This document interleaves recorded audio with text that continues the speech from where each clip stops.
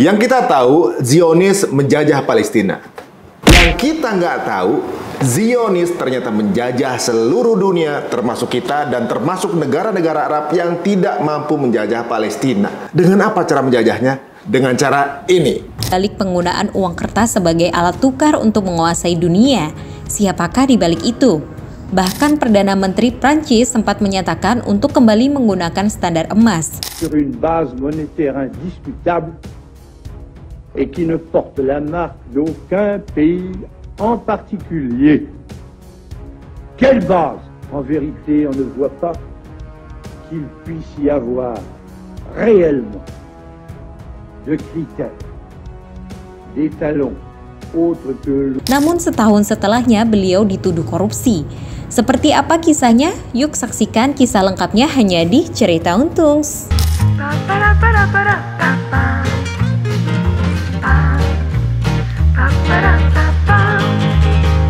Assalamualaikum warahmatullahi wabarakatuh. Terima kasih untuk semua teman-teman yang selalu memonitor Cerita Untung, dan terima kasih untuk yang ngasih masukan, kritik, saran, dan juga komen di setiap episode kita. Insya Allah kita akan berikan episode-episode yang mind-blowing dan juga membuka mindset kita akan banyak hal mengenai apa yang saya obrolkan tadi. Dan sebelumnya kita sudah lihat sebuah video yang diambil dari tahun 1965, seorang tokoh Prancis, Charles de Gaulle, mengungkapkan ada hal yang ternyata tidak akan berubah, yaitu emas. Nah, kita akan ngobrolin mengenai salah satu tipu muslihat dari Yahudi. Apakah itu? Langsung aja kita ketemu dengan Bapak Imam Sabtono. Alhamdulillah sudah bersama kami lagi. Assalamualaikum. Waalaikumsalam warahmatullahi wabarakatuh. Alhamdulillah, episode sebelumnya bersama Pak Imam ini banyak membuka pandangan dari mereka yang mungkin belum tahu bahwa dunia itu nggak jalan begitu aja ternyata. Betul, betul. Ternyata ada suatu pihak yang running the world gitu, menjalankan aturan-aturan menurut porsi satu komunitas tertentu. Yeah. Sebenarnya orangnya sedikit, tapi skup aturannya seluruh dunia.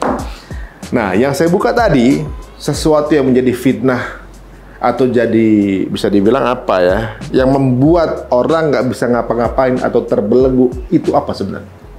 Baik, jadi mungkin seperti yang kita discuss waktu pertemuan-pertemuan yang lalu, yaitu cerita tentang bagaimana sebuah sistem keuangan itu dibangun. Dalam konteks ini adalah sistem keuangan yang sering kita sebut sebagai satanic finance. Kenapa? Karena mereka itu membuat pilar, ada 3 pilar yang semuanya bersandarkan pada paradigma materialisme dan hedonisme manusia. Nah, apa itu pilarnya? Kemarin kita sudah bahas pilar pertama terkait dengan bunga, sistem bunga. Kemudian kita akan masuk pilar kedua yaitu fiat money, yang akan kita bahas dalam pertemuan ini. Nanti yang ketiga baru kita discuss tentang fractional banking system. Nah, sebagai summary saja terkait dengan suku bunga, kita sama-sama tahu bahwa suku bunga itu hipotesanya ataupun teorema dasarnya adalah uang harus bertambah sebagai fungsi daripada waktu. Nah, sementara di dalam syariat uang itu hanya boleh bertambah apabila ada barang atau jasa yang dihasilkan.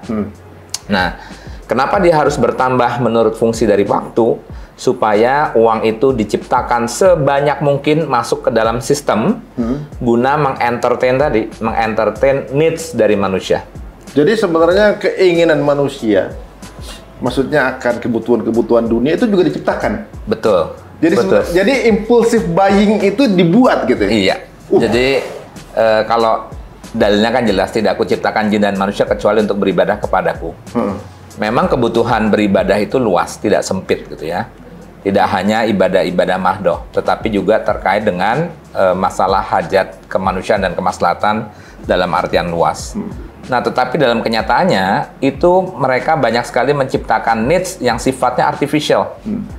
Tidak dalam konteks beribadah atau bahkan malah bertolak belakang. Justru needs itu timbul, kita upayakan, tapi justru ujungnya adalah semakin menjauh dan menjadikan dunia ini, ya tujuan dia kan sama, menjadikan dunia ini sebagai surganya mereka karena Puan lah ya. iya karena mereka pasti endingnya kan ada di neraka. Jadi surganya dia itu menciptakannya di dunia. Oh, jadi orang tuh berlomba-lomba untuk beli sesuatu yang dia nggak mampu, pakai duit yang dia nggak punya, untuk dapat penghargaan dari orang yang dia nggak kenal atau bahkan dia benci gitu. Nah, itu diciptakan berarti pola itu. Diciptakan, betul. Wow, bagaimana cara menciptakan itu? Baik. Nah, ini yang kita bicara sekarang adalah fiat money. Jadi uang itu bisa diciptakan dari ruang hampa, gitu ya. Nah, fiat money ini adalah pada dasarnya ini yang sering kemudian kita sebut sebagai currency. Orang suka tertukar. Kapan kita sebut sebagai money, kapan kita sebut sebagai currency. Currency ini adalah sebenarnya fiat money tadi atau kuasi atau uang bohong-bohongan. Karena syarat daripada money itu selain dia store value, dia juga punya intrinsic value. Jadi store value adalah alat penyimpan, intrinsic value itu adalah dia memiliki nilai.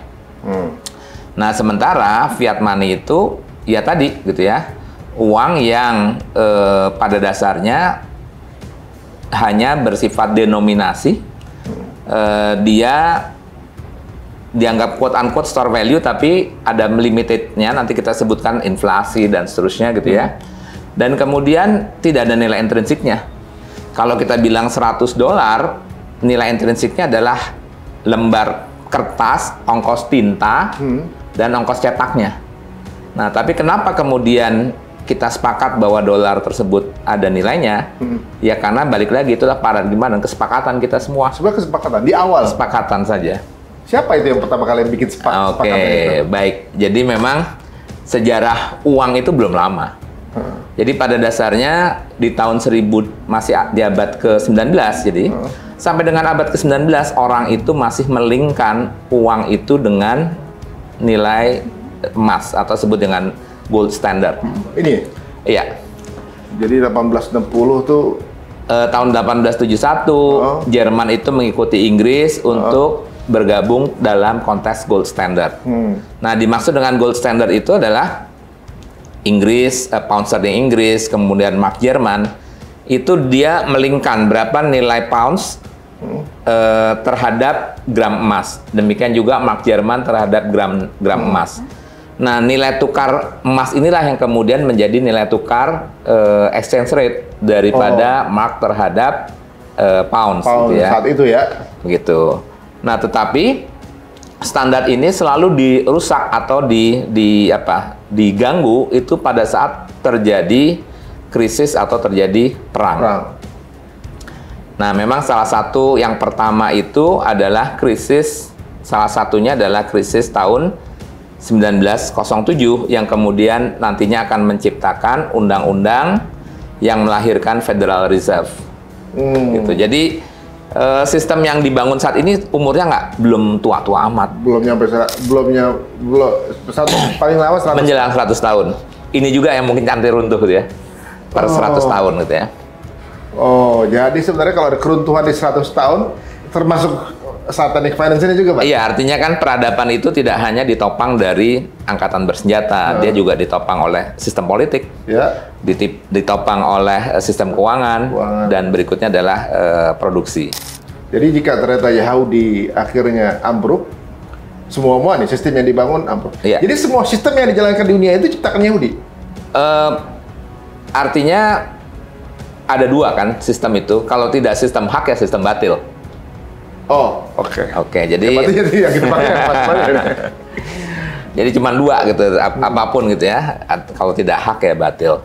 Nah, jadi saya akan cerita saja mulai dari peristiwa panik di tahun 1907. Jadi tahun 1907 itu ada kepanikan yang luar biasa di mana sebuah perusahaan koper, perusahaan tembaga besar gitu ya, United Copper ini dia tiba-tiba bangkrut. Perusahaan itu adalah perusahaan multinasional skala besar. Nah, dampak perusahaan besar yang bangkrut tersebut di bursa menyebabkan kepercayaan orang terhadap sistem perbankan itu menjadi rapuh. Contohnya misalkan,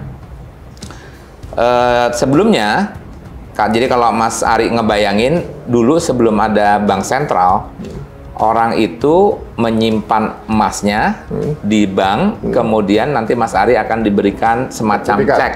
Ya. Yang bisa kertas sebagai tanda memiliki simpanan dan itu bisa dipakai untuk membeli barang. Oleh karenanya kita sebutnya sebagai banknote. Nah, banknote itu sebenarnya adalah bank yang berhutang. Jadi kalau saya dibayar pakai uang lah, anggaplah beli barang $100, maka begitu saya terima uang itu $100, maka sesungguhnya saya atau bank tersebut berhutang $100 ke saya. Berarti sebenarnya uang kertas adalah banknote. Banknote. Hak kita terhadap bank. Nah, hak kita terhadap bank. Jadi orang sering menyebutnya IOU. Hutangnya bank kepada orang yang memegangnya. Nah, pada saat terjadi tadi krisis, perusahaan yang begitu besar, orang mulai berpikir perusahaan ini berbank di mana saja ya, karena perusahaannya sangat cukup besar. Nah, kalau dia bangkrut, berarti simpanan daripada bank tersebut atau yang tersangkut dengan perusahaan tersebut menjadi tanda tanya besar, kosong. Lantas uang yang saya pegang ini ada nilainya tidak? Maka terjadilah rush. Rush itu adalah orang beramai-ramai ke bank untuk menukarkan kembali banknote-nya kembali menjadi emas. Persediaan emasnya? Nah, ceritanya, namanya kalau sudah transaksi kan emas kan berputar. Nah, pada saat itulah terjadi yang namanya rush. Satu bank tidak punya uang, tidak ada emasnya, kemudian menyebabkan rumors bahwa bank yang lain juga tidak ada emasnya, dan seterusnya. Nah, di tengah kepanikan tersebut, maka ya inilah, muncullah kelompok bankers Yahudi. Meskipun pada dasarnya semua, hampir semua bankers itu adalah Yahudi. Karena balik lagi, ingat dulu waktu Yahudi sebagai keluarga penjual emas yang Goldmayer, Goldsmith gitu ya. Nah, memang dan dia waktu zaman Raja Charles Magna itu memang dikasih hak konsesi boleh menjalankan riba. Sementara agama Nasrani kan tidak membolehkan. Sebenarnya Nasrani nggak boleh ada riba. Nggak boleh aslinya. Yahudi pun juga aslinya nggak boleh. Aslinya. Tapi dia yang meng-create ini. Dia mentwist di kitab Talmudnya bahwa Yahudi itu tidak boleh memakan riba sesama Yahudi. Jadi orang lain boleh. Orang lain boleh. Oh, itu hasil dia ini lagi, dia rekayasa lagi. Istihad para rabinya ya. Oh iya. Baik, nah intinya adalah di tengah ras seperti itu, yang namanya ras itu menyebabkan chaos. Menyebabkan chaos sehingga kekuasaan rezim pada saat itu di Amerika Serikat terancam. Maka para bankers yang quote-unquote dipimpin oleh JP Morgan itu melobi pemerintah. Mau Kak, saya tolongin Anda, saya akan bail out bank-bank yang tadi di rush tersebut. Supaya kondisi tenang dan Anda bisa tidak diturunkan oleh masyarakat. Berarti mereka datang untuk sebagai solusi nih? Sebagai solusi. Datang sebagai solusi, tetapi balik lagi tidak ada free lunch kan. Nah, apa lawannya? Lawannya adalah Anda kami tolong, tapi Anda harus menetapkan undang-undang The Fed. Nah, itulah cerita lahirnya Federal Reserve. Nah, para kelompok itu memang dari kelompok ada JP Morgan, ada Rothschild pastinya. Masih satu ini ya? Ya, masih satu klan. Dan mereka umumnya punya saudara entah besanan. Jadi Rothschild dengan JP Morgan itu keluarganya. Jadi ada Rothschild, JP Morgan, relatif kemudian paman gitu ya. Oh. Ya, jadi ya koneksi family dan seterusnya. Nah, jadi kalau kita lihat nih di situ ada JP Morgan, Rockefeller, Rothschild gitu ya. Ini orang-orang punya nama semua nih. Nah, mereka itu membuat semacam trustee, store emas pledge gitu ya, dan membail out tadi bank-bank yang kecil-kecil tadi gitu ya, dan mengcorner pemerintah bahwa dia harus membuat undang-undang Federal Reserve. Sebenarnya gitu. Bisa dibilang mereka licik juga ya. Ya. Nah, jadi kembali lagi ke sini gitu ya. Jadi bangkrutnya ratusan bank, ekonomi nasional bangkrut dan pemerintah tersandra, dimotori oleh JP Morgan, mereka mulai mensupport pasar dengan likuiditas, diikuti kelompoknya sekaligus memiliki bargaining power. Nah, apa bargaining power-nya? Mereka rupanya sudah merumuskan sebuah entitas, kita sebutnya sebagai monster, dalam sebuah pertemuan rahasia. Kenapa dikatakan pertemuan rahasia? Karena pertemuan 10 hari ini yang terjadi tahun 1907 sampai itu baru terbongkar 20 tahun atau 30 tahun kemudian. Sekitar 1939 baru terbongkar. Baru tahu, ya, baru 1939 bahwa ada pertemuan rahasia ini. Ini kayak raker mereka ya. Berapa 10 orang? Ada barunya tadi keluarga-keluarga tadi itu ya, ada Rockefeller. Di mana lokasinya? Di Jekyll Island. Oh, Jekyll Island itu. Jekyll Island. Tapi kayaknya memang gayanya mereka tuh kayak begitu ya, Jekyll Island, Silicon Valley, gitu-gitu ya. Maksudnya kayak punya perkumpulan khusus gitu. Nah, kemudian tanggal Desember 23, 1913 disahkanlah Federal Reserve Act ya. Nah, apa yang menarik dari Federal Reserve? Jadi Federal Reserve ini dia memiliki hak. Pertama adalah sebagai bank sirkulasi. Dia mencetak uang. Kemudian seluruh emas yang ada di bank-bank kecil itu harus disimpan di mereka semuanya. Jadi bank-bank yang jumlahnya ratusan waktu itu store. Masuk ke sana. Dan yang menarik lagi adalah ownernya adalah privat. Gitu menang ya. Banyak dong ini. Ya, ownernya adalah privat. Jadi semacam konsorsium bankers kurang lebih seperti itu. Dia menguasai perputaran uang di berarti dunia apa Inggris aja nih? Ini tahap pertama kuasai Amerika. Nanti ada tahap kuasai dunia. Oh, ini masih Amerika ya? Oke. Nah, jadi ini dia pertama adalah menipu masyarakat Amerika terlebih dahulu, gitu ya. Nah, jadi senator ditunjuklah tim TGPF gitu ya oleh Senator Nelson Aldrich. TGPF itu dia tujuannya adalah untuk melihat apa yang menyebabkan krisis terjadi. Nah, intinya tim TGPF itu mengambil kesimpulan bahwa krisis itu terjadi karena absennya bank sentral. Nah, jadi sejarah bank sentral itu baru muncul sebenarnya tahun 1913 tersebut. 1913. Sehingga memberikan rekomendasi kepada parlemen bahwa undang-undang bank sentral harus segera diterbitkan untuk menghindari krisis-krisis berikutnya. Sebentar Pak Imam, itu chaosnya memang di-create atau memang kan seolah-olah chaos inilah yang menjadi trigger dia dapetin semua pasal yang dia mau. Ya. Nah, jadi memang berikutnya, nah nanti nih kita menarik nih, kita nanti akan sampai ke situ. Apakah chaosnya natural ya atau memang by design? By design. Ya. Nah, intinya adalah tahun 1912 kemudian terpilih presiden baru, Woodrow Wilson, yang kemudian nanti akan mensahkan Federal Reserve Act ini. Nah, yang menarik adalah ada seorang anggota parlemen yang memang memiliki nyali lah, kurang lebih seperti memiliki nyali, yang namanya Charles Lindbergh. Charles Lindbergh ini dikatakan memiliki nyali karena dia adalah pilot tunggal yang pertama kali menyeberangi Samudra Atlantik pakai pesawat yang namanya Spirit of Louisiana. Nah, dia mengatakan bahwa the Fed ini gitu ya, intinya adalah cacat dari lahir, karena dengan demikian apabila the Fed ini diputuskan, maka akan ada gigantic trust on earth, ada semacam lembaga raksasa yang kita tidak bisa mengontrolnya, tapi dia mengontrol kita. Jadi justru menciptakan monster. Loh, berarti udah paham ini? Sudah, sudah. Nah, apa yang terjadi? Sang Charles Lindbergh ini memiliki anak dan anaknya itu dikidnap, diculik. Sebagai barter-barteran lah, gitu. Jadi dia udah punya pandangan bahwa jika ini undang-undang ini betul memberikan kekuasaan kepada sekelompok orang untuk bisa menguasai dunia jatuhnya. Iya, betul. Dia udah punya visi ke arah sana gitu. Dan anaknya kemudian diculik. Nah, ini tadi apakah dia, nah ini Charles Lindbergh dengan anaknya gitu ya.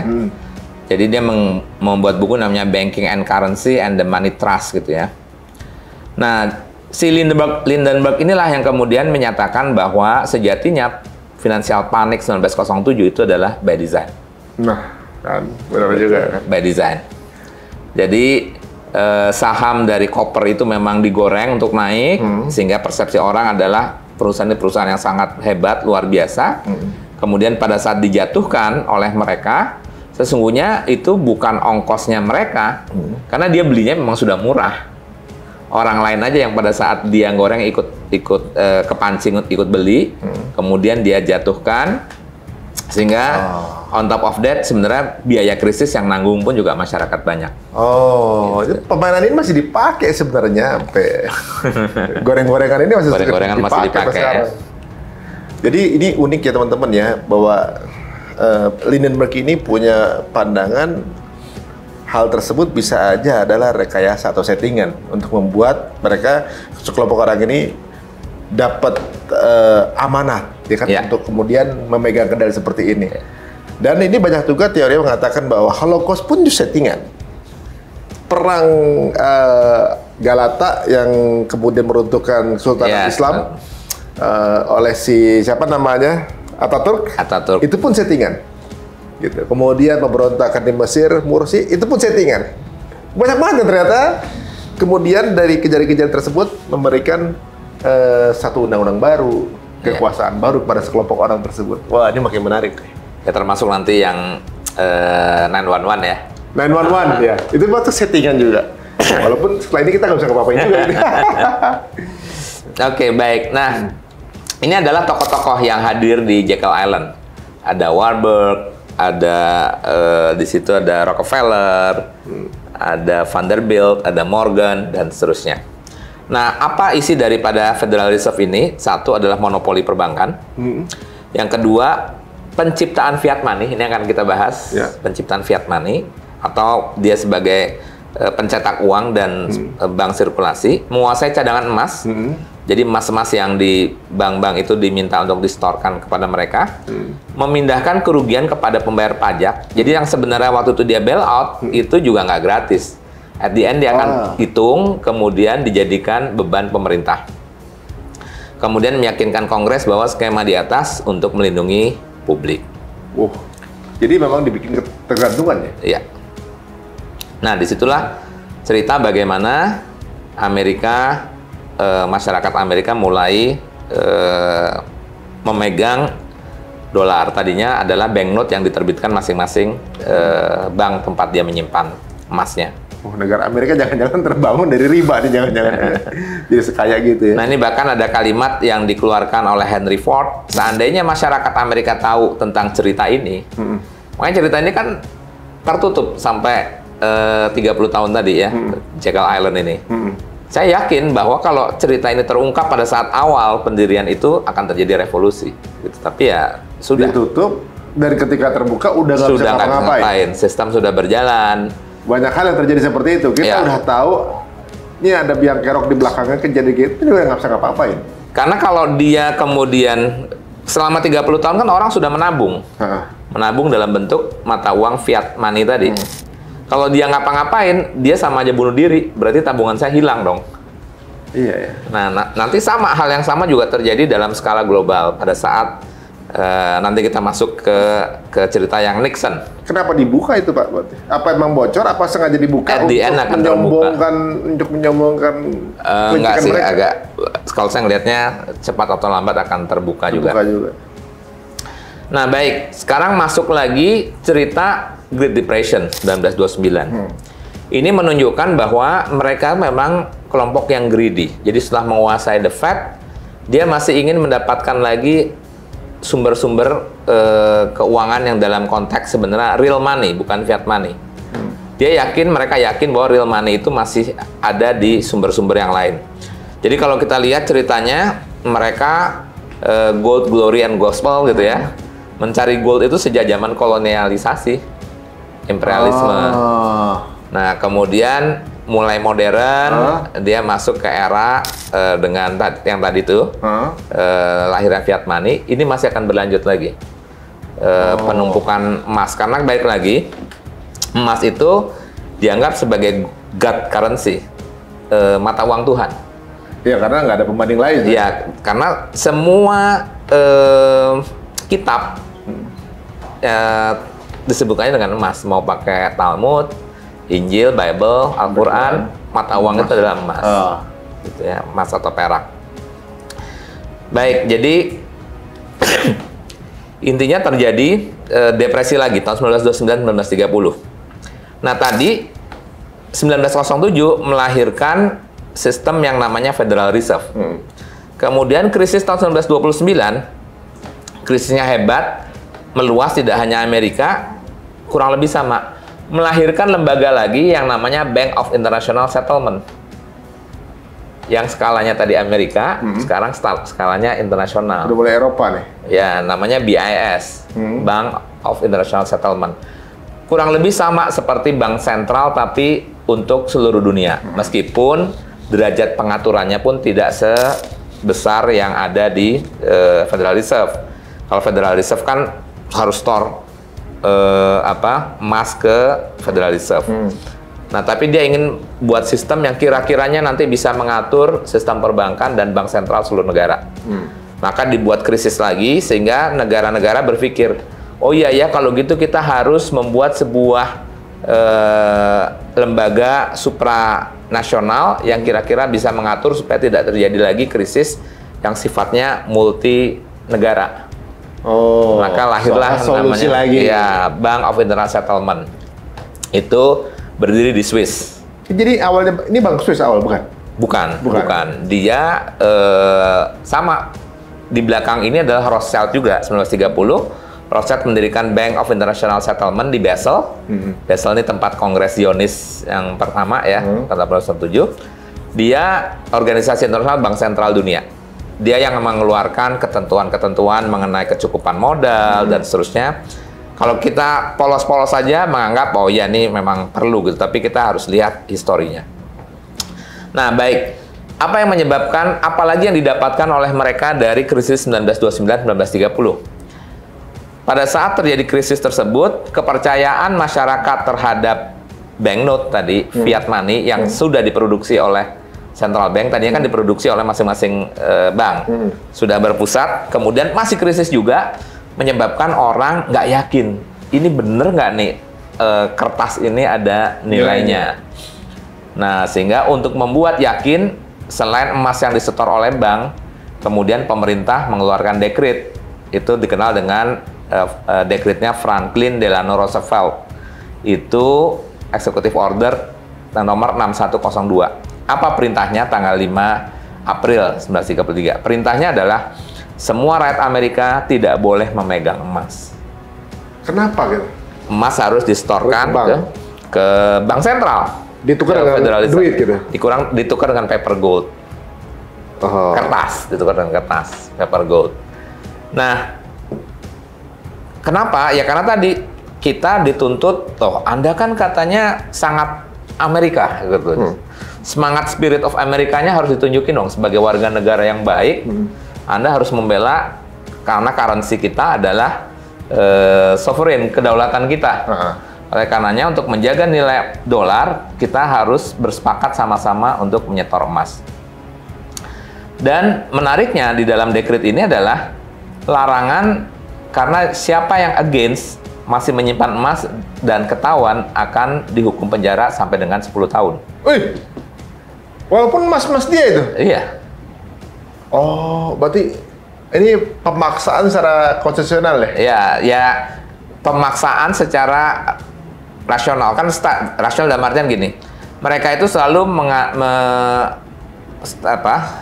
strateginya adalah tesis, antitesis, sintesa. Ya dia buat fenomena dulu, tesisnya bahwa kita krisis karena trust. Trust itu harus dibangun terhadap sistem mata uang adalah harus ada gold standardnya. Maka harus ada emas yang cukup. Apabila emas cukup, maka apapun ceritanya nggak bisa digoyang. Maka dolar itu terselamatkan. Karena dolar terselamatkan, maka hajat hidup warga Amerika terselamatkan. Tabungannya selamat, gajinya ada nilainya, uang pensiun ada nilainya, semuanya aman. Maka rakyat Amerika dengan pengorbanan terhadap negara, dia setorkanlah emasnya. Ditambah lagi, dekretnya adalah kalau juga masih nggak mau nyetorkan, dia dihukum sampai dengan maksimal 10 Ya, tahun. nggak ada pilihan, berarti harus nyetor. Nggak ada pilihan. Nah, pertanyaan saya gini, Pak Imam. Apakah sebenarnya maksud dari ngumpulin emas itu untuk backup si kertas banknote tadi, atau memang untuk menghilangkan peredaran emas di masyarakat? Nah, next agenda. Next itu, aduh, ini banyak masalah. Ini kita nih terus. Next agenda. Oke, nah kembali ke Executive Order 1933. Itu ternyata rakyat Amerika baru sadar bahwa undang-undang itu tidak dicabut sampai tahun 1974. Jadi orang Amerika tuh benar-benar nggak punya emas. Sampai punya kasih. Ya, sampai tahun 1974. Nah, jadi 1974 pun mereka rakyat Amerika tersadarkan akan ada acara di TV stand up comedy yang menyatakan kita negara superpower, kemudian mengedepankan kebebasan dan seterusnya. Kenapa rakyat Amerika tidak boleh punya ini sambil sang stand up comedy itu memegang emas batangan ini? Baru rakyat Amerika sadar dan Presiden Ford pada itu akhirnya mencabut kembali larangan itu. larangan memiliki emas batangan. Nah, intinya itu baru terjadi tahun 1974. Nah, ini pada saat Presiden Ford itu mengakhiri Act yang diterbitkan tahun 1933. Nah, baru balik lagi kita ke next agenda gitu ya. Kenapa The Fed itu masih punya agenda narikin emas dari rakyatnya dan berikutnya juga narikin emas dari negara-negara lain. Justru mengeruk emas yang juga masih ada di tempat kita ya, dimanapun di dunia ini. Apalagi kita paling banyak lagi ya. Oke. Nah, singkat cerita, kita masuk ke Bretton Woods. Era Bretton Woods. Ini adalah era dolarisasi dunia. Kalau tadi kan pertama adalah dolarisasi Amerika, kemudian yang berikutnya menarik emas gitu ya dari seluruh rakyat Amerika. Nah, sekarang kita masuk Bretton Woods Agreement. Nah, apa itu Bretton Woods Agreement? Bretton Woods itu nama kota plesir lah, puncak atau apa gitu kalau di sini identik gitu ya. Nah, pada tahun 1944 pasca Perang Dunia Kedua, sejatinya seluruh negara di Eropa itu bangkrut untuk membiayai perang. Nanti juga tanya kan, ini jadi perangnya juga beda. Ya. Yang pasti Perang Dunia Pertama itu memang ada cerita keluarga Rothschild di situ yang membiayai Napoleon di satu sisi, dan di sisi lain menjadikan Inggris Bank of England itu. Jadi gini, menarik ini kalau yang Perang Dunia Pertama. Jadi sejarah Bank Sentral Bank of England itu pada saat kerajaan Inggris membutuhkan dana, maka dia membutuhkan entitas untuk orang mau meminjamkan uangnya. Nah, maka dibentuklah Bank of England. Itu pemegang sahamnya 1.200 orang lah. Dari aristokrat, bangsawan, segala macam. Itu lahirlah Bank of England. Ya. Dan ini memang swasta, baru dinasionalisasi itu setelah Perang Dunia Kedua, 1946. Yang pasti kalau The Fed sampai sekarang masih swasta. Masih ada ini The Fed ini? Masih lah. Oh iya, dia yang masih sebagai masih jadi bank sentral dan beberapa negara sebenarnya central banknya juga masih swasta karena dulu pada dasarnya lahirnya pun juga dari swasta. Dan yang terakhir itu dinasionalisasi, artinya dirubah menjadi lembaga negara, itu bank sentralnya Austria, itu tahun 2010. Oh, baru. Padahal kalau bank sentral, jadi dulu pun juga mereka di-running sama swasta. Nah, jadi kembali pada saat negara-negara Eropa ini habis capek biayain perang, kondisinya bangkrut, maka terjadi stuck pada saat negara-negara itu ingin saling bertransaksi. Karena kan negaranya kecil-kecil, Eropa. Misalkan gandum, Prancis ingin beli dari Itali. Itali pengen beli anggur. Belanda keju, keju ingin beli dari Belanda. Semuanya kan pegang mata uang masing-masing. Waktu dulu mereka believe bahwa mata uang mereka selalu di-peg dengan nilai emas. Pada saat setelah perang, nggak ada yang percaya dong. Lu udah hancur gitu, gue nggak yakin emas lu masih ada. Yang lain juga gitu. Gue juga nggak yakin, gue nggak mau dibayar pakai duit lo. Nah akhirnya kan berhenti, mandek. Nah pada saat perdagangan mandek, rakyat ngeluh, lapar. Nggak ada keju, nggak ada anggur, nggak ada gandum. Wah ini masing-masing negara itu terancam kekuasaannya, rejim yang berkuasa terancam. Maka diundanglah sama Amerika ke Bretton Woods. Ayo kita selesaikan bersama. Kamu kan nggak mau bertransaksi, kamu karena nggak yakin sama franc masih ada emasnya atau enggak. Kemudian Jerman juga demikian, nggak yakin sama liranya Italia masih ada emasnya. Sekarang gini aja deh, bagaimana kalau kita sepakat ada mata uang yang saya guaranteed ada emasnya, tinggal kita sepakati ini yang jadi nilai tukarnya. Gitu caranya. Pinter itu. Jadi udahlah, Anda pasti nggak percaya yakin satu. Udahlah, kita pakai satu mata uang yang pada saat Anda bertransaksi, saya jamin ini ada uangnya, ada emasnya. Nah waktu itu Inggris ingin sebagai pemenang perang ingin menjadi, gunakanlah pound sterling untuk alat transaksi di Eropa ini, gitu kan, atau 4 sekian negara lah, berapa nih jumlah negara yang pokoknya terlibat dalam Perang Dunia Kedua, 27 atau siapa lupa. Nah, oke, Amerika nantang, oke boleh. Itali berapa kebutuhan Anda transaksi luar negerinya? Sekian. Perancis sekian, ini sekian. Nah sekarang Anda kan ingin berniat jadi settlement-nya. Punya nggak kamu uang segitu banyak? Nggak punya. Nggak punya. Dan waktu itu Amerika bisa buktikan kepada mereka bahwa 70% cadangan emas dunia ada di Federal Reserve. Itu kan hasil ngumpulin yang tadi terus. Mereka tuh mau masang konsepnya udah track panjang ya. Iya, jadi pada saat itu akhirnya nggak ada pilihan. Nggak ada pilihan. Nah, itulah kemudian mereka sepakat untuk menandatangani yang namanya Bretton Woods Agreement. Yaitu ini yang akhirnya menarik nih. Apa nih isinya Bretton Woods Agreement? Satu, dampaknya semua transaksi luar negeri harus di dalam quotation US dollar. Jadi kita bisa bayangin, misalkan Indonesia mau beli bukan sawit lah. Indonesia mau beli minyak dari Malaysia. Malaysia mau beli sawit Indonesia. Harusnya kan simpelnya kan ringgit lawan rupiah kan? Nggak boleh. Sekarang harus pakai dolar. Sebenarnya sampai sekarang juga masih berlaku karena Bretton Woods inilah yang kemudian menjadi cikal bakal 3 entitas dunia. IMF, WTO, dan World Bank. Oh gitu. Sebenarnya belum lama-lama banget ya berarti ya? Belum lama banget. Dan di dalam perjanjian WTO, yang ini yang menarik tuh, mereka memasukkan pasal bahwa dilarang transaksi perdagangan internasional menggunakan emas. Kalau dilakukan?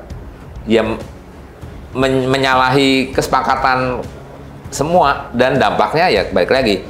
Amerika berkali-kali pernah ngasih hukuman lah ya, hukuman ke Iran, embargo, ya kayak gitu-gitulah. Jadi kayak polisi dunia, karena dia sebagai pemegang kunci akan perekonomian jatuhnya ya. Ini ya kalau masih bandel juga di Irak kan, di Saddam Hussein kan. Jadi bisa, ya itulah. Udah mulai kebuka teman-teman, kenapa negara-negara ini takut untuk bela Palestina ya. Jadi punya kunciannya itu ya begini ini gitu ya. Karena punya emas, jadi mereka juga punya hak untuk nyetak uang juga nggak ada yang tahu dong. Nggak ada yang tahu. Jumlahnya berapa? Karena cadangan emas yang tahu mereka sendiri kan? Mereka sendiri. Ya, siapa yang mau buktiin emas itu ada gitu ya? Nah, tapi nanti dahsyatnya itu di tahun 1971 itu lebih gila lagi. Kenapa tuh? Nanti kita sebenarnya kita sampai gitu ya. Jadi intinya adalah setelah Bretton Woods inilah semua negara membutuhkan US dollar buat bisa hidup. Bisa hidup di dalam, ya nggak ada negara yang bisa memenuhi kebutuhan dalam negerinya 100%. Pada saat dia mau bertransaksi, dia butuh US dollar. Nah, apakah itu settingan atau bukan? Sampai akhirnya orang mereka disetting sampai nggak ada pilihan lain selain ambil pilihan itu, gitu. Nah, ini berarti berpengaruh dong. Mereka juga punya kemampuan untuk mengatur currency dong. Ya pastinya. Karena patokannya di mereka kan. Dan lucunya statement yang Mas Untung sampaikan itu adalah statementnya Mayer Amschel Rothschild. Oh, statement dia bunyinya adalah, saya tidak peduli terhadap siapa pembuat atau penulis hukum suatu negara, sejauh sirkulasi uang saya yang pegang. Nah, berarti negara apapun, kalau jika dengan pakai sistem ini, maka kedaulatannya sebenarnya udah di bawah tangan dia. Oh, jadi membuat Tuhan sebenarnya dia. Ya, nanti kita nanti masuk currency war, tetapi tetap ada dinamika. Ya, kayaknya China belakangan kan ngelawan gitu ya, beberapa negara juga. Ya termasuk nanti Libya kita singgung sedikit. Oh iya, boleh, ya. Menarik juga. Baik, jadi intinya adalah dolar menjadi komoditi, seluruh negara membutuhkan dolar. Dolar menjadi basis penyimpan reserve negara-negara di seluruh dunia. Bayangin, jerih payah keringat orang sedunia itu disimpannya dalam dolar. Dikumpulin di Amerika situ. Dikumpulin di negaranya, tapi pada saat dolar kan dia butuh dapetinnya kan bisa dari menjual barangnya. Contoh nih, misalkan supaya untuk mendapatkan dolar, Indonesia harus jual minyaknya. Nah, ketemu HPP-nya kan, misalkan harga pokoknya, kemudian harga pasar dapat untung kan, untungnya disimpannya di dolar. Sudahlah dia harus jual hasil buminya, kemudian surplusnya pun juga disimpannya di dolar. Sementara dia sana dapetinnya dengan cetak aja kan. Iya. Kalau yang lain ya harus punya reserve kan. Nah, ini yang menariknya berikutnya. Jadi, kapan itu berakhir? End of Bretton Woods. Itu tahun 1971. Nanti teman-teman bisa lihat. Jadi awalnya, Bretton Woods itu mempek nilai tukar, misalkan pound sterling, Jerman, kemudian lira Itali, yen Jepang, semuanya di-pack ke dalam dolar, dan dolarnya di-pack ke emas. Itu desain pertama. Semua negara nggak ada yang protes gitu ya, karena dolar dibuktikan oleh Amerika pada waktu itu, silakan. Kalau Anda nggak yakin, datang aja di sini. Itu pun juga sempat dibuktikan. Oleh penasarannya, tadi di video yang di depan kan ada potongannya Charles de Gaulle itu. Ya. Nah, Charles de Gaulle itu, dia di tahun 1965, itu merasa ada yang salah sama desain ini. Kalian ini yakin nggak itu kalau dolar ada emasnya? Di-pack sama emasnya. Iya, nggak ada dashboard. Nah, sehingga pada tahun itu, 1965, Charles de Gaulle memerintahkan tarik semua dolar yang beredar di Prancis, masukkan ke dalam kapal perang. Kapal perang itu dikirim ke Amerika untuk ditukar gram emas. Ya, pada saat itu dibuktikan oleh Amerika, dikasih gram emasnya. Tapi setelah itu Charles de Gaulle di-impeach oleh parlemen karena korupsi. Setahun kemudian dia meninggal di penjara. Padahal Charles de Gaulle ini pahlawan besar untuk bangsa Prancis, bahkan namanya dia bandingkan sebagai airport terbesar. Airport utamanya Prancis, Charles de Gaulle, Etoile. Waduh, ternyata beliau juga kena fitnah. Justru karena beliau memiliki visi, ada pandangan yang berbeda. Jangan-jangan kita ditipu nih. Jangan-jangan selama ini kita ditipu gitu kan. Nah, artinya menunjukkan bahwa sekelas Perancis saja kalau macam-macam ya selesai habis. Gitu kan. Jangan-jangan bukan cuma dia. Pasti kan sekelas pemimpin negara kan orang-orang yang punya visi ya. Saya rasa bukan cuma dia yang merasa ini ada kejanggalan. Ya, bahkan Presiden Amerikanya sendiri. Oh gitu? Iya. Gimana coba nih? Makin menarik nih.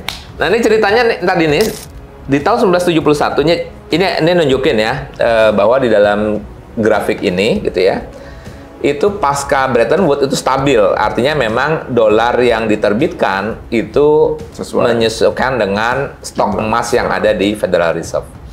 Nah, di tahun 1971, Nixon itu menyatakan bahwa mulai detik ini dolar sudah tidak di-peg lagi dengan emas. Terus apa dong bahannya? Nilainya dia bilang mengambang, terserah Anda. Mau percaya boleh, nggak percaya boleh. Masalahnya tadi, semua negara sudah keburu naruh tabungannya di dolar. Aduh. Kalau sepakat dolar nggak ada nilainya, itu runtuh semua pemerintahan di dunia. Kan akan digoblok-goblokin sama masyarakatnya. Ini gila nih pemerintah, ini kita capek-capek kerja, ekspor barang, ada surplusnya, simpan dolar, sekarang dolar nggak ada nilainya. Keterlanjuran jadinya. Sudah terlanjur. Akhirnya semua negara bersepakat bahwa dolar itu ada nilainya. Jadi acuannya bukan lagi emas, tapi dolar itu sendiri. Iya. Dari sistem yang dipupuk long run ini. Iya. Wah, Dan keren banget. emang akhirnya kita bicaranya nanti supply demand. Tapi balik lagi, supply demand itu hanya sahih kalau kita bicara di dalam mekanisme pasar yang berlangsung sempurna, tidak asimetrik. Tapi pada saat pasar itu asimetrik, supply demand nilai tukar itu tergantung dari supply demand dan pasar tidak asimetrik, ini yang namanya war currency atau currency war. Jadi cara menjajah sebuah negara itu paling gampang dengan nilai tukarnya. Oh gitu. Iya. Karena kalau kita bicara bom, itu yang mati adalah mereka yang hidup saat itu. Mereka yang ada di lokasi itu. Iya, tapi kalau sudah menjajah dengan nilai tukar dan hutang, yang belum lahir pun sebenarnya sudah mati. Sudah terjajah. Karena udah dia harus punya kewajiban bayar. Betul, begitu OE lahir sudah punya kewajiban. Jadi kayak dosa warisan. Betul. Ya, belum apa-apa udah punya dosa nih. Belum lahir aja dia udah punya hutang gitu kan. Oke, nah ini tadi kita jauh-jauh ke Charles de Gaulle. Ini kembali John F. Kennedy. Yang menarik dari John F. Kennedy itu dia pada tanggal 4 Juni tahun 63 itu mengeluarkan sebuah dekret namanya Executive Order 11110. Nah, apa isinya? John F. Kennedy melihat bahwa desain daripada Federal Reserve ini ada yang salah, ada yang sungsang. Gimana ceritanya kedaulatan sebuah negara diatur oleh kelompok privat tertentu. Negara harus punya kedaulatan. Oleh karenanya, waktu itu John F. Kennedy meminta Kementerian Keuangan untuk mengeluarkan atau bertindak juga sebagai penerbit uang, tidak hanya Federal Reserve. Jadi akan ada kompetisi nih. Dan menariknya, karena semua emas sudah tersimpan di Federal Reserve, maka John F. Kennedy menyatakan bahwa uang yang akan dititipkan pemerintah itu berbasiskan silver. Jadi pembanding apa namanya, pesaing gitu ya? Ya. Dan kedua ini adalah di dalam keluaran Anda, Mas, dinar dirham gitu kan.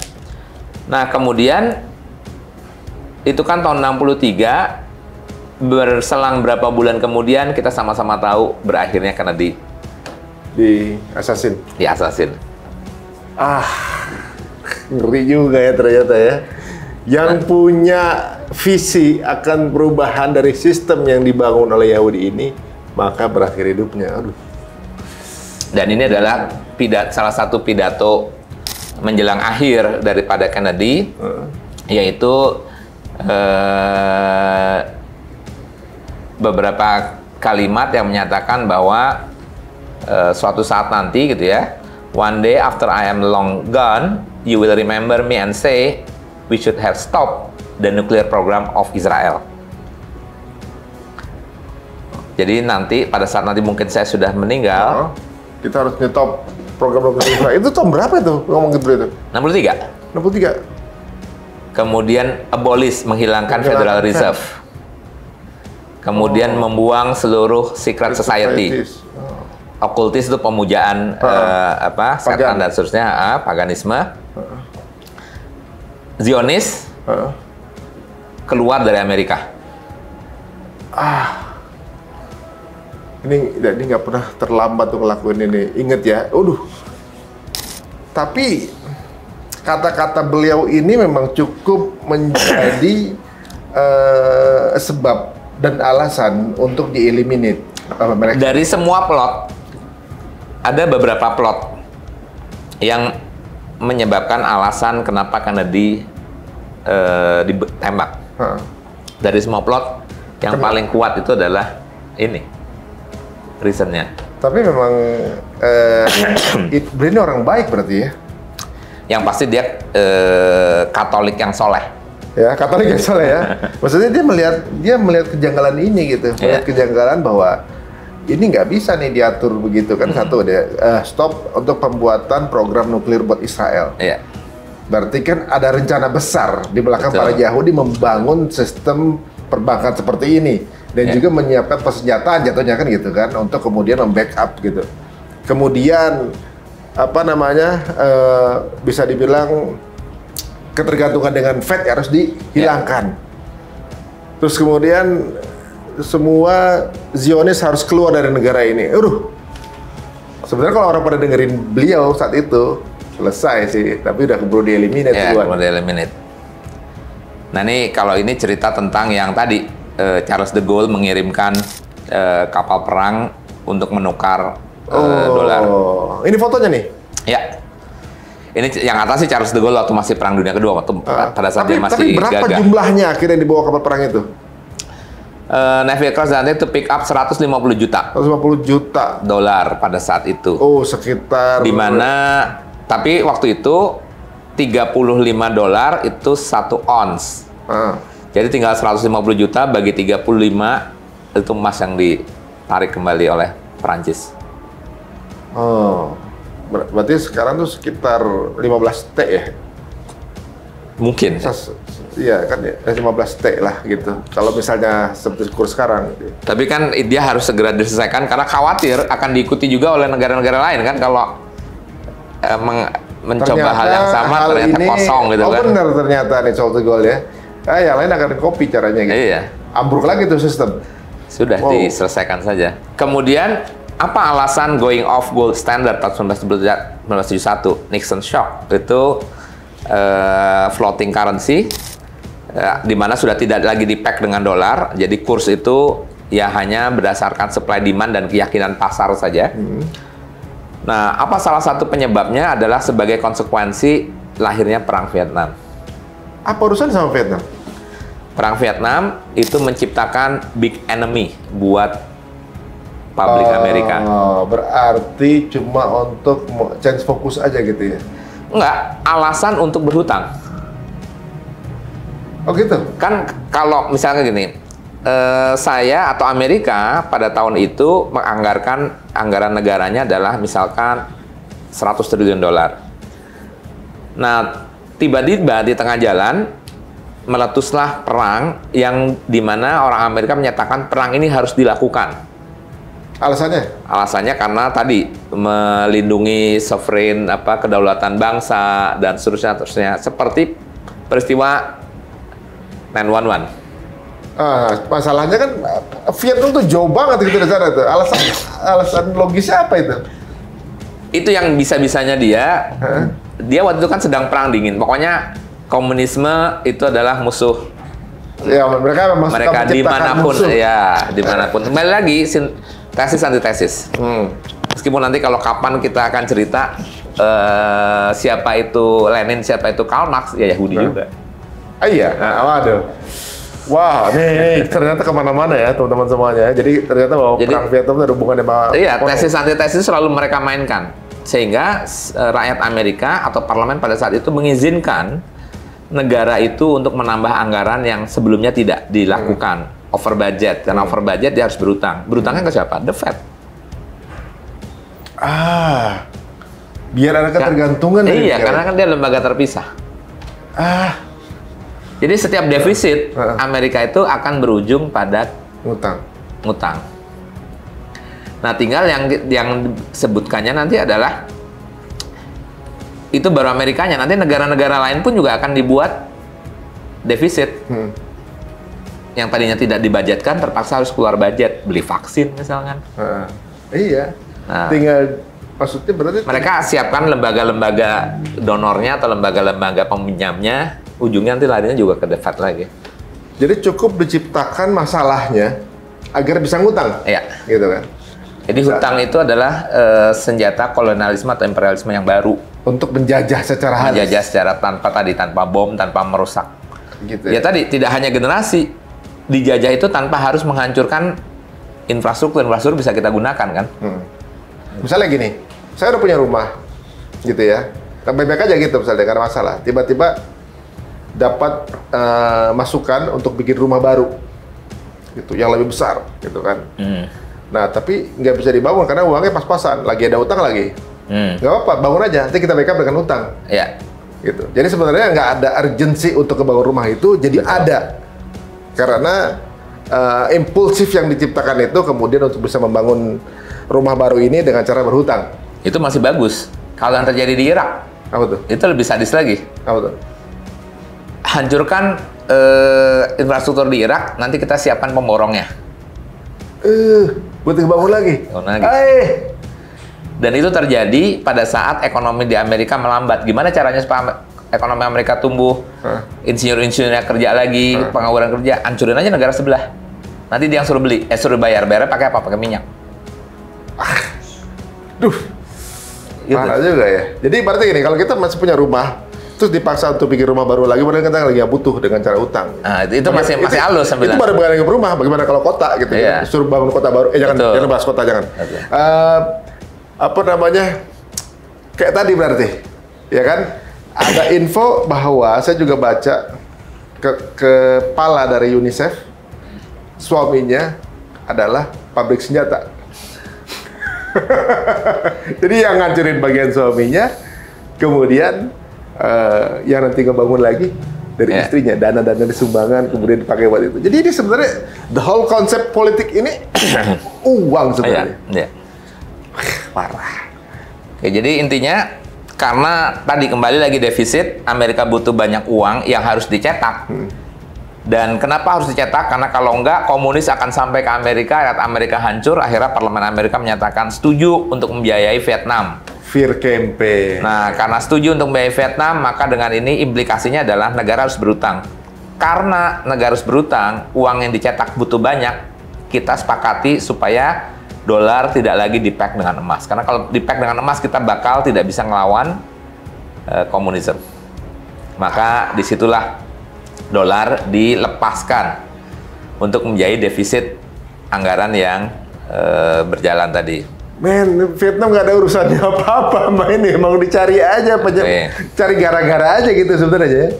Dan mending kalau menang, kalah kan dia. Kalah juga gitu. Ya, tapi kan bukan masalah itu. Iya, yang penting udah keburu ngutang kan gitu. Itu pasukan prajurit capek-capek latihan segala macam cuma buat boneka dari orang-orang ini, ya. Ngapain mati percuma sia-sia, nggak bela negara, nggak apa, nggak jihad juga. Alhamdulillah ya. Oke, nah intinya adalah setelah Nixon shock di tahun 1971, maka dolar dicetak luar biasa. Dan pada saat itu ya sudah, dolar tidak terkendali dan ya orang sih taunya supply demand, tapi balik lagi, dolar bisa dicetak kapan saja. Nah intinya adalah data ini menunjukkan bahwa tahun 2005 jumlah uang yang dibutuhkan untuk membeli barang yang sama. Jadi waktu tahun 1775 barang yang sama itu harganya $1, di tahun 2005 barang tersebut harganya $3.000. Karena waktu yang udah berjalan. Ya, dan kita bisa bayangin pada saat uang itu begitu banyak, apa yang terjadi dengan rakyat yang tidak bisa mengikuti kenaikan pendapatan seiring dengan kenaikan suplai uang. Atau kalau dia tidak bisa ngikutin jumlah uangnya masuk ke dompetnya, maka yang terjadi adalah daya beli uang dia turun, atau dengan kata lain tambah miskin. Apa ini mirip dengan kejadian dulu pernah ada penguntingan uang nggak? Kalau Sandering sih itu implikasi aja ya, karena tadi nol terlalu banyak. Memang dampaknya memang Sandering itu pemotongan. Meskipun sebagian orang bilang itu netral gitu karena hanya harga saja yang tadinya 1.000 jadi 1 gitu ya. Tapi yang jadi masalah kan karena tadi jumlah uangnya bertambah, harga barang naik. Bagaimana kalau income saya tidak bisa mengikuti persentase kenaikan? Ini tipu daya semua jatuhnya. Dan memang kemiskinan itu dia ciptakan supaya kemiskinan itu menciptakan penghambaan kan. Iya, karena dia butuh untuk hidup. Iya. Akhirnya mau nggak mau ditukar dengan uang. Jadi Tuhannya itu uang. Gitu. Iya, jadi terjadi penghambaan. Nah, ini kemudian saya gambarkan dengan kenapa sih mulai dari Gold, Glory and Gospel sampai kemudian cerita Bretton Woods segala macam, kita bicara tentang emas. Ini saya ambil dari hadis Sahih Bukhari. Ini ceritanya adalah Urwah, itu asisten asprinya Rasulullah, diminta untuk membeli kambing. Dipanggil beli kambing, dikasih 1 dinar. Nah, 1 dinar itu kan 4/4 gram. Ya. Paling gampang itu adalah saat ini kurang lebih ya sekitar 1 juta lah. Berarti 1 dinar itu senilai 4.250.000. Ya. Pertanyaannya adalah apakah kambing harga tahun ini 4.250.000 masih dapat kambing nggak? Insya Allah masih. Dan kambingnya bagus 4.1/4 itu. Artinya sejak 1.500 tahun yang lalu harga kambing tidak pernah naik. Harga emas juga segitu. Kalau dihargai dengan emas. Itu membuktikan bahwa yang stabil sih memang emas ya. Iya. Di zaman Nabi sampai sekarang harga kambingnya segitu sampai segitu. Iya. Tapi kalau duit udah habis. udah habis. Nah, Ini nih, nah ini menarik, paling gampang ini ngasih contoh Kijang lah. Kalau Kijang kan teman-teman pasti tahu ya. Teman-teman tinggal buka aja recordnya. Tahun 1999 harga 1 gram emas itu 85.000. Sementara harga Kijang kapsul waktu itu 95 juta. ya. Brand new. Sehingga pada saat itu harga emas, harga Kijang baru itu setara 1.118 gram emas. Ya. Nah, sekarang Innova Reborn itu tahun 2019 dirilis. Harganya 400 juta. Di tahun 2019, 1 gram emas itu harganya 600.000. Atau 1 Toyota Kijang Reborn itu setara 666 gram emas. Malah menyusut deh. Makin murah. Berarti kestabilan ada pada emas malah ya? Iya. Bukan stabilan, makin menguat malah. Makin muat. Dan barang dengan adanya teknologi makin efisien, produksi makin efisien, barang itu makin murah. Oh, ya Allah. Tuh, jadi yang terjadi itu bukan harga-harga naik, tetapi daya beli mata uang lah yang turun. Tapi dunia ini nggak melek kayak gini. Apa tuh nggak ngeh atau gimana? Karena udah berjalan sesuai sistem gitu. Fed up. Jadi ya tadi dijejalin berita-berita yang ya pokoknya kita ya tadi sampai lupa gitu apa yang harusnya kita simpan gitu ya. Nah, ini lagi yang menarik tentang reserve tadi ya. Semua negara pada saat dia surplus, dia simpan tabungannya di currency, di dolar karena dia butuh buat transaksi dan seterusnya. Pertanyaannya adalah, harusnya yang paling percaya sama dolar siapa? Amerika yang nyiptain. Iya. Tapi dia juga nggak mau pegang dolar. Kok gitu? Reserve dia itu 75% disimpannya dalam bentuk emas. Oh. Menarik kan? Oh iya. Dia sendiri ya, agak orang munafik juga. Dia nggak nyuruh orang pakai dolar, dia sendiri juga nggak keep kan gitu. Iya, dia nggak pegang ya. Ya, dia tahu persis berapa nilainya dolar. Kemudian juga Jerman, Itali, Prancis itu 71% itu rata-rata simpennya dalam bentuk emas, ya, surplusnya. Nah, dan setiap terjadi krisis itu selalu ditandai dengan membeli bank sentral itu membeli emas. Artinya ya suka atau tidak suka, sejatinya semua negara jadi sudah mengakui bahwa true value daripada nilai itu adanya di emas. Sebenarnya mata uang tuh rapuh banget bro sebenarnya. Iya, karena dia dibangun dengan tadi dengan sistem hegemoni. Balik lagi, Amerika kan bagusnya di Hollywood. Ini penipuan masif sebenarnya bisa dibilang ya. Tersistem kan, gitu. Iya, Amerika tuh menang hanya di Marvel. Gitu. Tapi kalau di lapangan ditipu juga dia. Di Taliban dia kalah, di Vietnam dia kalah, gitu kan. Terus di ini juga nggak menang kan? Cuman gitu. karena kita kebanyakan sebagen kita nonton film, nonton Rambo, gitu kan. Ya meyakini itu ya. Mereka memang mungkin brainwashingnya dari Hollywood ya kan, bahwa jadi polusinya dunia gitu, bahkan alien aja dia yang ngusir, alien aja dia yang ngalahin gitu seolah-olah kan. Betul. Makin kelihatan nih teman-teman semuanya. Oke.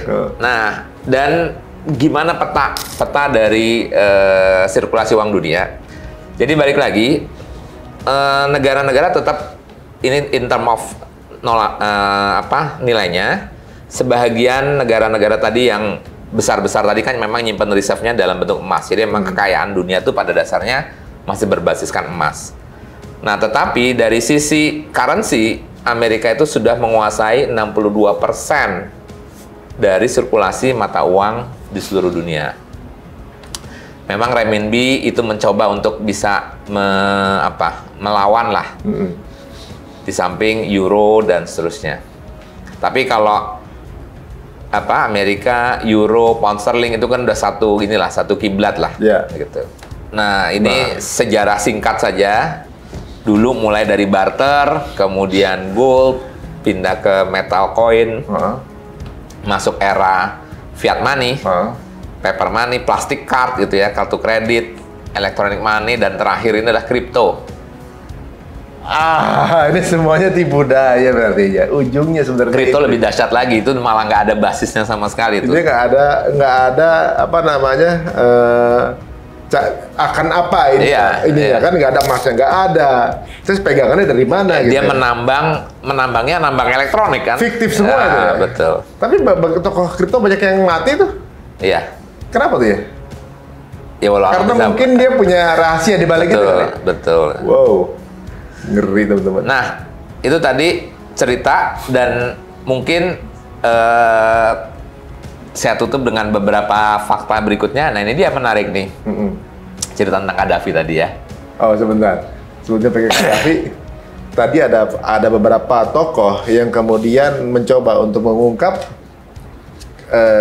di penjara kemudian meninggal. Ada lagi satu lagi diasasin. Nah, apakah Gaddafi juga nasibnya sama? Oke. Nah, cerita tentang Gaddafi ini memang orang-orang banyak bilang ini fiktif, tapi yang saya pasti dapat ini pada saat cerita ini lagi booming, saya coba masuk ke dalam WikiLeaks gitu ya, berhasil masuk, tapi sekarang saya coba masuk lagi nggak dapat ini, nggak bisa lagi. Nah, ceritanya adalah pada periode Trump dan Hillary itu menjelang akhir pencoblosan, Hillary itu selalu pollingnya di atas gitu ya. Sampai terjadi salah satunya adalah penyebabnya adalah bocornya WikiLeaks, itu adalah surat Hillary sebagai Menteri Luar Negeri. Nah, kalau buat di Amerika mereka nggak terlalu peduli dengan substansnya. Mereka peduli ini gila ya, ada Menteri Luar Negeri kirim email atau menerima email melalui surat email yang tidak di-encrypt, padahal dia adalah Menteri Luar Negeri dari negara superpower dan isinya pun classified, artinya harusnya di-encrypt dan seterusnya. Gimana ceritanya saya dipimpin oleh seorang presiden yang quote-unquote stupid gitulah. Ceroboh ya. Ceroboh. Saya lebih baik dipimpin oleh Trump, itu memang dia melecehkan perempuan. Dia bahkan dalam kampanye, iya saya melecehkan sekian wanita dan saya di proses pengadilan pada saat itu. Seorang-orang bilang, kerennya jujur ya presiden kita ya. Salah itu tapi tetap dicari kebaikannya gitu ya. Cuman dia bilang, ini saya mendingan dalam beberapa artikel disebutkan bahwa kalau saya pilih Hillary, saya khawatir memilih serigala berbulu domba gitu. Dia kelihatan pintar tapi stupid. Bodoh. Mendingan saya memilih, ya sudah, kalau di situ sebutkannya if I choose lion, jadi si Trump itu sebut lion. But sejelek-jeleknya dia real lion gitu. Artinya kalau dia memang singa, kita tahu cara menghadapi singa. Daripada saya menghadapi domba padahal dia serigala, kita ketipu, kita nggak siap. Gara-gara blunder ini. Salah satunya blundernya apa? Nah, blundernya tadi selain yang di encrypt itu isinya adalah memang rencana daripada Gaddafi untuk mendirikan bank sentral untuk Afrika Utara. Karena dia sudah menyiapkan cadangan emas sebanyak 143 ton yang nantinya akan dijadikan basis dari penerbitan mata uang Libya. Oh, Gaddafi udah punya visi ke sana? Karena nanti kalau mata uang Libya itu berbasiskan emas, persis kayak cerita Bretton Woods tadi. Negara-negara Afrika Utara kan up and down tuh. kadang inflasinya tinggi sekali segala macam. Nah, untuk transaksi luar negeri ya udah pakai punya saya aja lah. Ini sudah digaranti dengan emas yang memang saya miliki. Jadi walaupun uangnya pun ini juga bisa dipakai buat tukar emas, buat tukar langsung gitu kan? Dan akibatnya hegemoni dolar di Afrika Utara itu terancam. Bisa-bisa nggak laku lagi tuh. Betul. Bisa-bisa nggak bisa dikontrol nih Afrika nih. Ya artinya bisa-bisa melahirkan inspirasi buat negara-negara yang memiliki cadangan emas yang cukup banyak. Nah, akhirnya selesailah cerita Gaddafi. Berarti dia dikriminalisasi ya? Gitu. Dia seolah-olah pemimpin yang lalim yang diturunkan rakyat, gitu kan? Yang kalau nggak salah melalui Facebook apa gitu. Pokoknya seolah-olah kayak ada kesalahan dia yang dibuka, dia harus di-impeach gitu kan? Di-impeach, gemar wanita lah, segala macam fitnah-fitnah yang kemudian belakangan rakyatnya baru ngerasa iya ya sebenarnya zaman Gaddafi lebih enak gitu. Lebih enak, betul. Karena secara ekonomi sebenarnya mereka fine-fine aja gitu. Oh, ternyata. Ya, itu ceritanya tentang fiat money. Guys, ini menarik ya. Karena apa? Ini berarti sekelompok orang ini yang meng-create hal ini seperti punya kartu truf atau kuncian. Ya. Beberapa pemimpin negara yang vokal sedikit hilang. Betul. Nasionalisasi itu tidak semudah yang sudah-sudah gitu ya. Ya anggaplah dulu pernah pemerintah pasca Belanda gitu nasionalisasi perusahaan-perusahaan milik Belanda, Stanvac, segala macam. Nah, apakah kemudian anggaplah Freeport gitu ya tiba-tiba dinasionalisasi gitu ya? Menurut saya juga tidak semudah itu gitu ya, karena sudah cukup rumit lah. Tapi kembali lagi, ya karena tadi negara itu semakin saling bergantung satu dengan yang lain. Ini yang kita sebut dengan globalisasi itu semakin tergantung dan ya tadilah semakin kompleks. Tapi buat kita yang penting paradigma kita terhadap uang itu dikembalikan kepada yang seharusnya lah. Tapi pada saat kita sudah menghamba, jadi kita menghamba kepada uang, pada saat uang itu terjadi apa-apa, kita kayak lost, ya kayak hilang hidup lah gitu. Seolah-olah tujuannya ada di uang. Iya, tujuannya ada di uangnya. Ini terbuka ya, ibaratnya sekarang banyak yang baru mungkin mind blowing gitu ya. Oh iya, ternyata begitu ya. Jadi teman-teman semua, ini sebuah sistem ya sepertinya. Dan memang kalau kita pikir bahwa uang itu, kalau misalnya kita pegang kertas sama uang kertas, kalau kita lecekin, dibuang ke tempat sampah, yang diambil yang uang. Iya. Karena ada harganya, gitu ya. Dan ternyata harganya ini adalah karena orang-orang sepakat bahwa ini ada nilainya kan, gitu. Persepsi. Nah, berarti keberhasilan Yahudi untuk menciptakan Tuhan baru yang kecil ini itu sesuatu yang pantas diacungi jempol juga. Ya, ilusi lah. Ilusi ya. Ilusi. Selama ini kita sampai capek-capek habisin waktu apa segala macam ngumpulin sesuatu yang sebenarnya itu adalah. Ya. Jadi tadi sebenarnya uang itu statusnya adalah sebagai alat untuk balik lagi uang. Kenapa uang itu artinya dalam konteks kita ya meletakkan uang itu sebagai alat untuk beribadah, artinya dia yang harus menghamba sama kita, gitu ya. Dia yang harus menghamba sama kita. Dan kembali lagi yang saya katakan tadi, sistem begitu tidak adilnya sistem di dunia ini, sehingga kalau kita kembali lagi singgung sedikit saja, currency war itu bisa menyebabkan sebuah negara tiba-tiba menjadi tidak kompetitif dibanding negara lain. Contoh misalkan gini, ini yang saya katakan, kita kadang-kadang sibuk sama perdukunan, babi ngepet, dan saya selalu katakan nggak ada ceritanya negara itu miskin atau rakyat itu miskin karena banyaknya babi ngepet, perdukunan, pesugihan kayak gitu ya. Yang ada itu adalah negara miskin karena sistem yang tidak adil, tidak fair, akses terhadap usaha dan seterusnya. Saya ambil contoh misalkan, ada dua negara. Tadinya dua negara ini berseberangan, sumber dayanya sama, pabriknya sama, teknologinya sama gitu ya. Nah, kemudian dia menjual barang yang sama, anggaplah identik. Yang satu, nilai tukarnya itu terhadap dolar, balik lagi, lebih rendah. Dibanding negara yang satu, di mana nilai tukarnya lebih tinggi. Dampaknya apa? Dampaknya di mata dunia internasional, barang A itu lebih murah dibanding barang B. Padahal semuanya sama.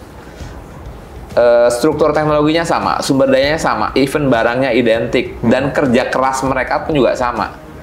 Tetapi gara-gara yang satu nilai tukarnya relatif lebih murah dibanding dolar, menyebabkan produk dia seakan-akan lebih unggul. Ini yang sebenarnya jahat daripada sistem currency war ini. Gitu. Jadi kebohongan yang dilakukan berjamaah akan dianggap sebuah kebenaran. Betul. Betul. Sebenarnya bohong sama, iya segitu harganya berjamaah gitu kan. Jadi itu yang kita kadang suka bilang, di China itu barang-barang lebih murah. Pertanyaan saya, apa emang seperti, ya jangan polos-polos amat, jangan-jangan itu dampak dari policy currency war yang dijalankan oleh China karena dia punya resources membuat nilai tukarnya seakan-akan menjadi kompetitif. Boleh jadi teknologinya sama, ininya sama, tetapi karena kemudian nilai tukarnya relatif lebih bagus, seakan-akan barang Cina lebih murah. Dampaknya mereka hidup, kita mati, gitu-gitu aja. Wah, guys, ini sepertinya membuat pandangan kita lebih terbuka ya. Jadi memang sekarang menjadi kesepakatan internasional bahwa uang adalah alat tukar, betul, gitu kan? Memang itu kesepakatannya dan kita pun mencari sebagai mungkin sarana untuk menjadi alat tukar kita pun sah-sah aja. Tapi jangan jadikan ini Tuhannya, jangan jadikan ini tujuannya untuk itu. Tapi jadikan ini sarana untuk kita bisa beribadah lebih baik atau untuk menabung investasi akhirat kita gitu. Uang ditumpukin yang banyak untuk bikin pesantren misalnya, atau untuk nyumbang sedekah, atau membangun hal yang manfaat atau juga solusi, tapi bukan sesuatu tujuan supaya bisa dikumpulin jadi paman gober untuk jadi kaya gitu. Kalau mau kaya-kayaan udah ada korun zaman dulu. Gitu telat gitu kan. Wah, ini membuka mata nih, Pak Imam.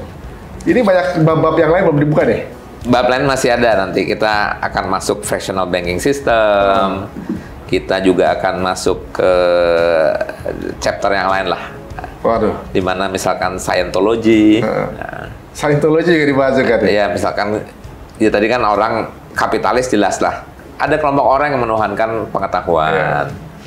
Ada kelompok orang yang atas nama kemanusiaan. Kemanusiaan juga banyak yang Iya, jadi atas nama human rights. Human rights gitu seolah-olah semua nggak boleh ngelain human rights gitu ya kan. Betul. Jadi sekarang di sini bahwa teman-teman semua, apa yang kita kerjain sekarang jangan sampai kemudian melalaikan hal-hal yang lain gitu kan. Kadang-kadang kita sampai nggak tidur, ngabisin waktu segala macam untuk sesuatu yang kadang-kadang nggak begitu aja pada saat kita nggak dapet stres gitu kan. Ini menarik teman-teman. Mudah-mudahan membuka pandangan kita untuk jadi orang yang melihat uang itu harus kita yang kontrol. Betul, betul. Bukan kita yang dikontrol. Kita yang jadi master terhadap uangnya. Kadang-kadang kita terlalu serius untuk sesuatu yang main-main, tapi kita main-main untuk sesuatu yang serius. Padahal yang dikejar adalah sesuatu yang lebih penting, dan lost focus. Tapi berarti kita semua kena trap dari gerombolan Yahudi ini. Dan inilah jawaban dari kalimat saya di awal, apakah yang membuat negara-negara di sekitar Palestina kemudian nggak menolong Palestina? Uang. Itulah dia. Justru kalau tidak punya apa-apa, mereka tidak punya independensi lain selain kepada Allah. Gaza, Palestina salah satu negara yang berani ngeroket Israel atau Yahudi, gitu ya. Ya, kembali di era Umar mengalahkan Persia dan Romawi pada saat seorang Persia atau Romawi, saya lupa, mencari di mana istana Umar. Pada saat dikatakan bahwa Umar kalau tidak di masjid dia tidur di bawah pohon kurma di kebun kurma itu, dia kaget gimana ceritanya seorang khalifah tanpa istana bisa mengalahkan Persia dan Romawi. Tapi kebalikan, pada saat Cordova itu memiliki istana yang indah, disitulah jatuh. Begitu juga Utsmani. Ya, pada saat kalau ngomongin kaya, Arab Saudi lebih kaya dari Amerika sekarang. Betul. Tapi tetap aja nggak bisa bantu Palestina, ya bisa bantu Yaman yang miskin. Jadi mereka yang nggak punya ketergantungan atau dependensi dengan sesuatu, maka dia yang punya bisa dibilang punya kedaulatan ya. Ya, ibaratnya punya ketergantungan hanya pada Allah. Ya mudah-mudahan ini jadi insight teman-teman semuanya. Boleh percaya, boleh tidak apa yang teori yang dipaparkan barusan, tapi mungkin bisa jadi bahan kita untuk berpikir. Bukti-buktinya sudah dijabarkan dan kita akan buka chapter-chapter berikutnya untuk membelah apa yang ada di kepala kita. Bagi saya ini juga hal yang baru, saya jadi kepengen belajar. Jadi terima kasih untuk waktunya Pak Imam nih. Jangan kapok Pak Imam. Insyaallah. Ya, baru kebuka nih. Ada semua hal perpolitikan yang terjadi di dunia, ternyata ujung-ujungnya uang. Aduh, alhamdulillah. Mungkin ada pesan terakhir untuk episode ini, Pak Imam?